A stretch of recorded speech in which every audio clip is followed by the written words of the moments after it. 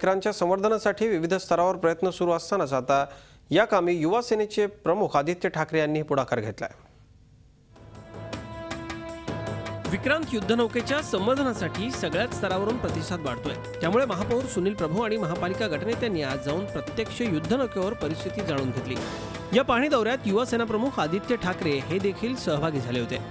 1999 साली युती शासनाच्या काळात आलेल्या विक्रांतच्या लिलावाचा प्रस्ताव स्वतः शिवसेना प्रमुख बाळासाहेब ठाकरे यांनी फेटाळून लावला होता। त्यांनीही त्यावेळी युद्धनौकेची पाहणी केली होती। आता त्यांच्या नातू आदित्य ठाकरेंनीही विक्रांतच्या संवर्धनासाठी पुढाकार घेतलाय। आता तरी आम्ही महापालिकेतून तयार आहोत मदत करायला। सरकारचं काम असेल तर बघूया, 1 वर्षानंतर सरकारच पूर्ण कामाला लागेल युतीचं। परत जे काही कॅम्पेन असेल ते नक्की करू। आम्ही राष्ट्रपतींना तर किरीट सोमय्याजी भेटलेलेच आहेत, पण देशभरात जर कॅम्पेन करायचं असेल, तरुणांना एकत्र करायचं असेल तरी सोबत जाऊ।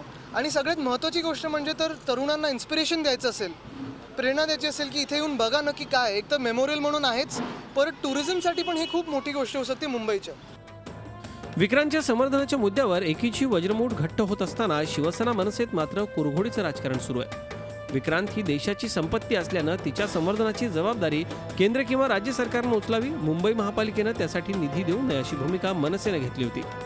त्यामुळेच की काय मनसेला विक्रांतच्या पाहणी दौऱ्यापासून दूर ठेवलं गेलं असा मनसेचा आरोप आहे। तर महापौरांनी मात्र मनसेचा आरोप फेटाळलाय। माझ्या कार्यालयाकडनं सर्व गटनेत्यांना योग्य वेळी फोन गेले होते। आता कोण खोटं बोल पण रेटून बोल अशा पद्धतीचं कोणाची वृत्ती असेल त्याला मी काय करणार। विक्रांतच्या संवर्धनासाठी व्यापक जनआंदोलन उभं राहत आहे। युद्धनौकेचा लिलाव रोखण्यासाठी न्यायालयातही दाद मागण्यात आली आहे। मात्र या मुद्द्यावरून शिवसेना मनसेत सुरू असलेलं कुरघोडीचं राजकारण दुर्दैवी म्हणावं लागेल। किमान राष्ट्रभावनेच्या मुद्द्यावर तरी राजकीय पक्षांनी एकत्र यावं एवढीच माफक अपेक्षा। दिनेश दुखंडे, झी मीडिया, मुंबई। विक्रांतच्या संवर्धनासाठी किरीट सोमय्या यांनी राष्ट्रपती प्रणव मुखर्जींची भेट घेतली आणि विक्रांतच्या संवर्धनाची मागणी केली। या भेटीनंतर विक्रांतच्या संवर्धनासाठी आशेचा किरण दिसत असल्याचं त्यांनी सांगितलंय। राष्ट्रपतींनी सांगितलं की या विषयासाठी वास्तविकरित्या त्यांना भंगार करण्याचा निर्णय हे त्यांनाही आश्चर्य वाटलं।